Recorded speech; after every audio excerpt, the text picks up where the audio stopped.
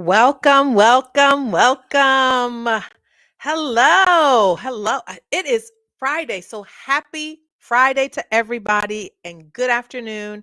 I've officially changed my time to 12:30. So, welcome and thank you for taking time out of your day to be with me and to tune in to Dr. Tanya Live. So, before we dive in, there's a scripture I love, and I've been reading it since day one, and that comes from Ephesians chapter 2, verse 10, which basically says this: For we are God's workmanship, or we are God's masterpiece, is another version. He has created us anew in Christ Jesus so we could do the good things He planned for us long ago. I love that. The thing that really stands out to me is that He's got plans, good plans for us, things that He wants for us to do that He planned for us long ago. That is amazing. And here's the thing, because we are His masterpiece, like we are uniquely, specifically, specially made, we have these gifts that He's given to us, and we have something that we can do with that. And He has plans for us to do good things with the things that He has made us to be. So that is beautiful. That just shows us that we're not an accident, that the business that we might have, the dream that won't let us go, the part of us, all of that, He planned for us long ago. So, whatever happens, I want you to walk away from today's conversation understanding that your identity and is built around who God made you to be, and that He has plans just for you. And they are good plans, plans to prosper you, not to harm you. I do have a favor to ask of you. I would ask that you please share this with your networks. Please follow if you're not already following me. I'm on Instagram, Dr. Tanya Live, and I'm Dr. Tanya Breland on my other platforms. You can follow and you can subscribe, whatever social media platform you are using. Thank you so much again for joining me. Today is day 15 of my 90-day challenge. I don't know what my math was yesterday. I don't know why I said I had 85 more days. I have 75 more days after today of going live. I have challenged myself to go live every day for 90 days. And this is day 15.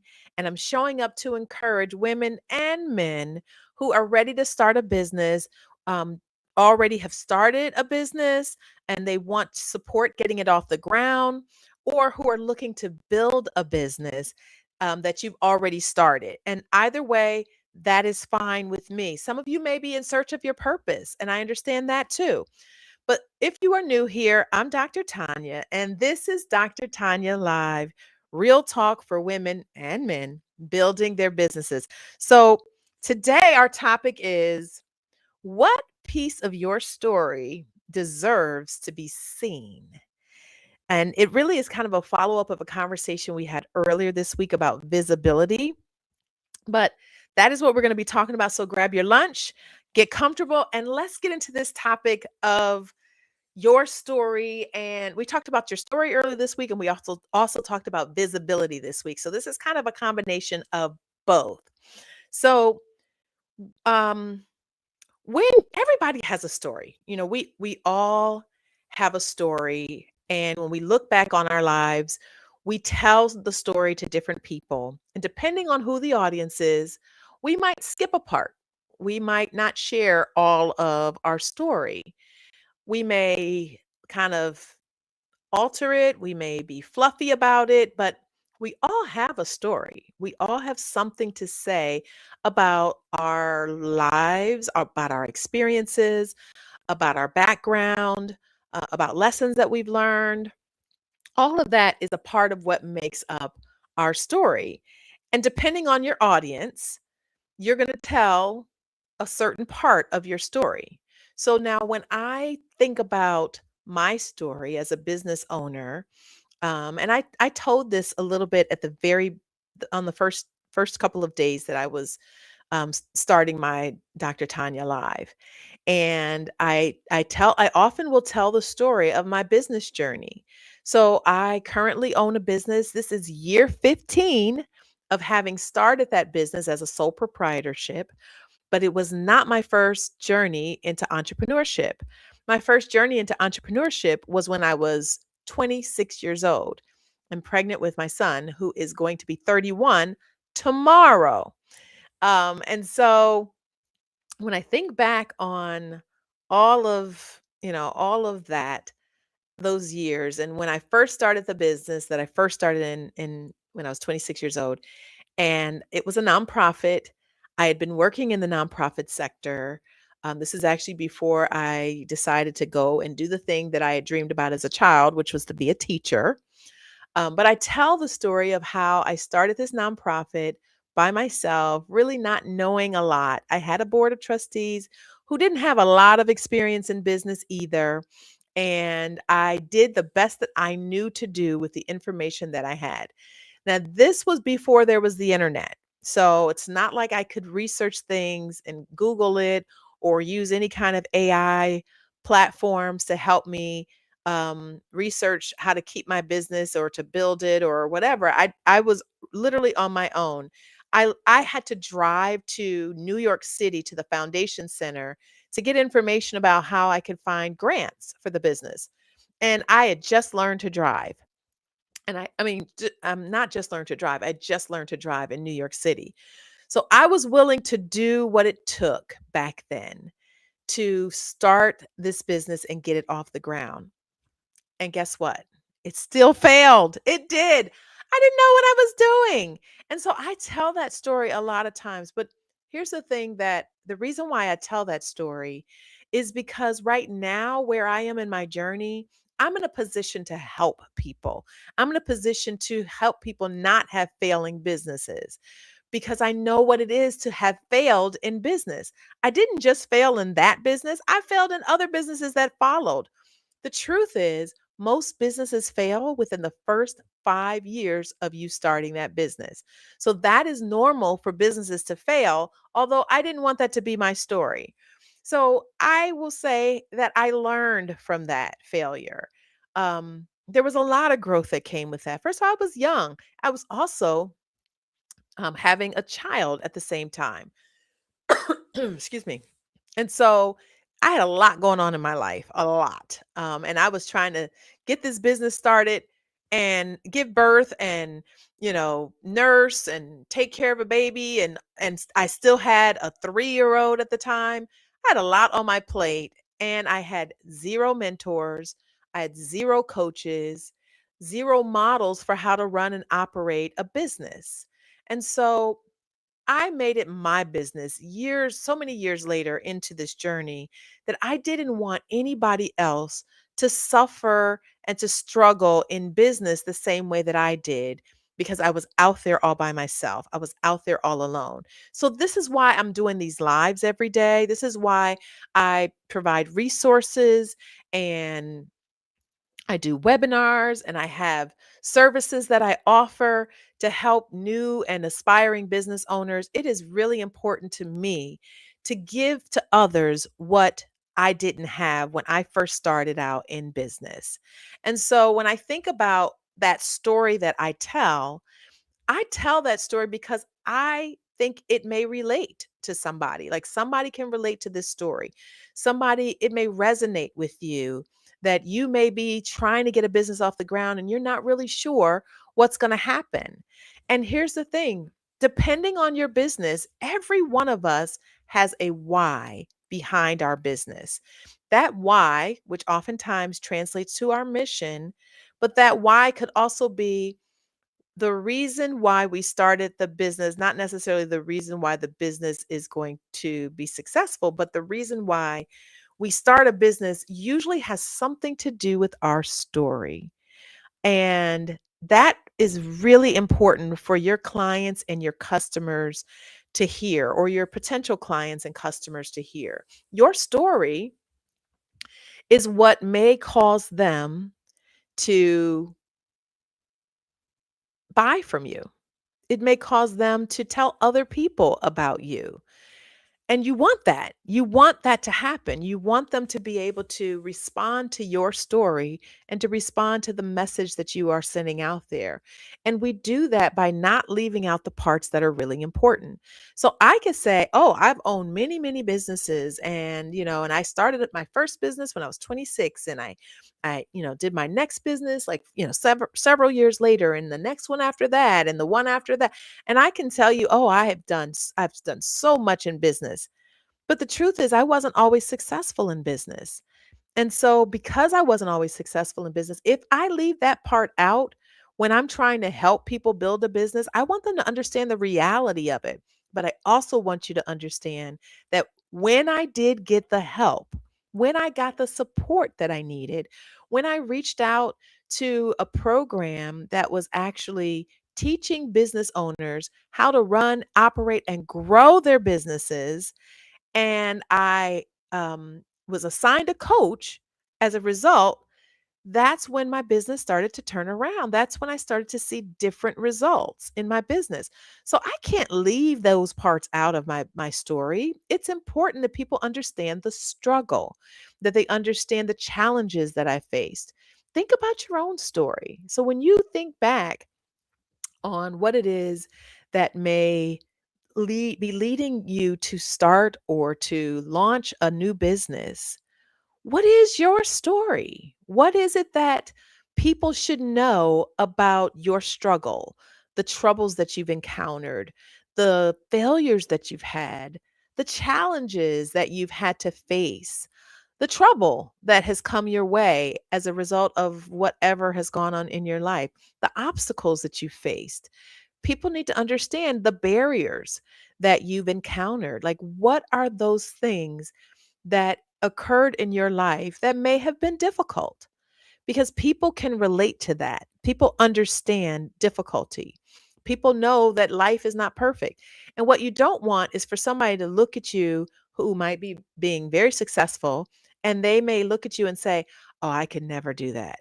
I could never amount to whatever this individual is doing. I could never be that strong or that courageous." And they need to know that they can be. And although you may come across as strong and confident and courageous, and you know what you're doing today, maybe that's not always how it's been. Maybe someone needs to know that you did have to go through some things to get to where you are today. They should hear that story. Don't leave that part out. It's your testimony.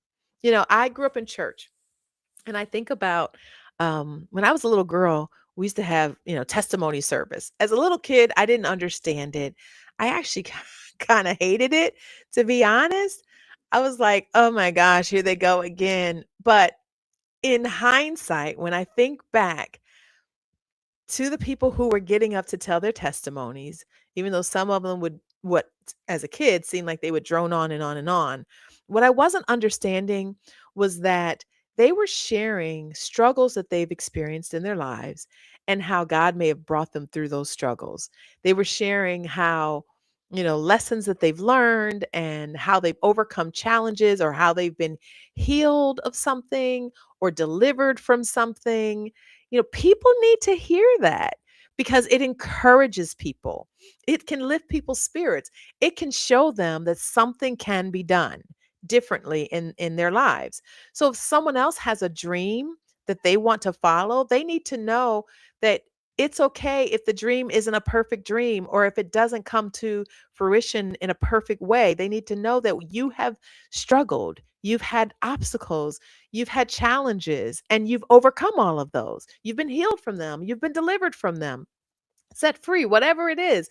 You've come through the fire and you have been refined as a result of God blessing you, hearing your cry, hearing your story, and just opening doors for you and giving you resources and ideas and healing and deliverance and whatever it is that you've needed to be able to come through your circumstances and get to where you are today. People need to hear that. And here's the thing, depending on your business, they may also listen to your story, the parts that you don't leave out, the parts that you tell, the parts that make you vulnerable, the parts that don't make you perfect. When you tell that part of your story, you never know, that may be the very reason why they decide to become your new customer or your new client. Because at this point, they now understand who you are. They can see themselves in you, perhaps. They can see their own story in your story. And so it's important that we share our stories, that we share and not leave out those pieces of our story. I mean, if you were to think back on your life and your circumstances and situations that you've encountered in your life and that you've come through, can you say that you've gone from blank to blank?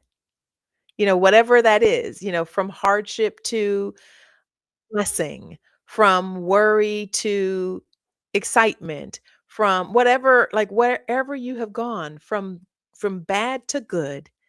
And sometimes you go from good to bad to good. Whatever it is, whatever that story is, it is important that people hear it, that people know it. It also creates a know, like, and trust factor. I talked about that earlier this week as well. People, when they get to hear your story and they get to understand more about who you are, it builds empathy, and it shows them something that's really important. It shows them that they can trust you. It shows them that you are human, that you might be just like them. And by listening to your story, they are encouraged to do something different in their lives, especially if the business that you offer is a business that is service based. But even if it is a product based business, people still are encouraged when they hear your story. Here's the thing, sometimes you don't realize as you're going through life and experiencing certain situations and circumstances in life that there is something that God is trying to show you, something He may be showing you about yourself, about the kinds of decisions that you've made, about the life that you've led. He may be showing you something that is going to be used for the benefit of others. So I think about some of the work that my husband and I have done in the area of marriage ministry, and we currently, do some work with a marriage ministry group that's national, and we have a small group that's within that group.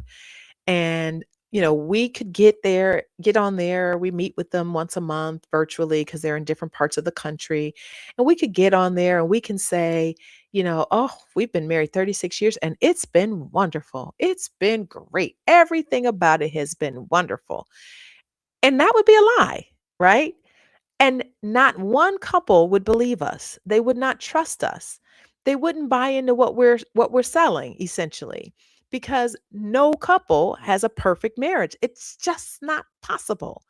So we have to be transparent and even share some of our testimony and some of the challenges that we may have gone through.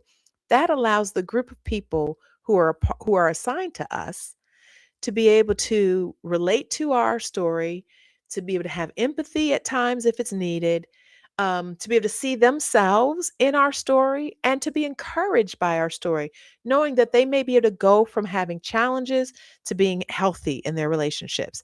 And that's just one example. The same thing could be for any example. I think about a guy that I know that has a business that teaches financial literacy, and the reason why he started that business was because he had lost his father, and losing his father did not have any kind of resources, and the family had to, you know, do all kinds of things to raise the funds to be able to bury his father.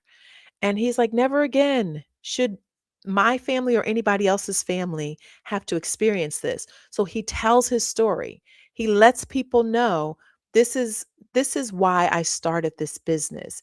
And this is why your family needs to have coverage, insurance coverage, and make sure that you are leaving a legacy for your family. Like, all of the businesses that we have, there's something tied to it. There's something about it that is inspiring, something about our stories that's inspiring. And maybe we don't think it's inspiring because we've lived through it or we've lived with it for so long that we don't see the benefit of our own stories, but you never know how it's going to benefit somebody else. You never know how somebody else might be blessed by what you have gone through. Your story is really meant to help other people, to encourage other people, to lift other people up. And so I encourage you to share it and to share all the pieces of it. Don't just share the pieces that sound fluffy or the pieces that sound good. Share every piece of it that anybody can relate to. You just don't know who might need to hear the most challenging part of your story because they've dealt with something just as challenging. That's that's really the message. But I feel like a lot of us shy away from that. And some of us shy away from that because we aren't accustomed to being vulnerable in front of people. We don't want to be vulnerable like that in front of people. We don't want people to judge us at times, or to say things that are going to make us feel uncomfortable because of what we've shared in our own stories. And so we find ourselves sometimes shying away from that. Or maybe we're just introverts and we really don't like to share, or we're very private people and we don't like to share. And maybe you have to ask God, what part of my story should I be sharing that's going to benefit other people, that's going to help other people? Because our visibility and the stories that we tell increase our visibility oftentimes, and it increases our legitimacy. And people in turn want to be connected to us because our stories connect with them. And so I encourage you to tell your story. If you're somebody who's very private and maybe you're uncomfortable doing that, or maybe you feel like fear is so strong in your life that it will not allow you to open your mouth to share pieces of your story and to let people know the experiences that you've had in your life, I encourage you to then do something different. I encourage you to address the fear, deal with the fear. Most of us are resigned to live with the fear. We have fear, we all have it. It just shows up in different ways at different times. Sometimes it shows up as anxiety, sometimes it shows up as like paralysis, procrastination, making excuses, being defensive. And all the while, underneath it all, there's really a fear of sharing, a fear of letting people in and, informing people of, what it is that you have and what you have to offer. And so I encourage you to take advantage of a gift that I have. That gift is a 10-day devotional, and that 10-day devotional is free. There's no cost. It's called When Fear Knocks, because fear will come knocking and will try to knock down your door. And when fear knocks, I want you to be able to go through this devotional, be able to confront fear and get to a place where you can move from fear to courage. Go to my website, tanyabreland.com. You can click on free resources in the menu, or you can just do a backslash and do resources, and it is available to you. It is free. It's free for you. No one else can see what you're doing. You can actually do the devotional right there on your device, which is really cool. You don't have to open up a separate app or anything like that. There aren't a bunch of places you have to search for it online. You can go right there and nobody else can see it but you. It's private. And so I encourage you to download it. If you prefer to download, you have the paper version of it, or you can just do it right there on your device. And each day it'll save what you've written. And at the end of the 10 days, you can download all of it if you'd like to. The idea is confront the fear. Don't let fear stand in the way of you being able to tell your story and sharing your circumstances, your experiences, your background with the people that are going to be blessed by it, the people who need to hear it. It is important for you to do that. Again, like I said, it's on my website and it's free. Go to tanyabreland.com, free resources, and you can start today. So I have come to the end of the hour. We are almost at the weekend, and well, it is Friday. So for some of you, the weekend has already started. But I want to thank you for spending time with me, spending your lunch hour with me. I really don't take it lightly. I I hope that this conversation resonated with you. And if it did, I would love to hear from you.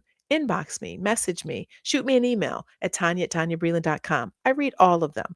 You can also visit my website, TanyaBreland.com, and contact me through my website. Again, I will respond within 24 to 48 hours. Until Monday, because today is Friday, where our topic will be fear isn't your business plan, naming what's really stopping you. So, we're going to go back to this issue of fear again, because this is something that really paralyzes people. But until Monday, I invite you to have a great weekend. Again, download that free resource. The world is waiting for you to say yes. And I will see you back here again at 12:30 on Monday. God bless you.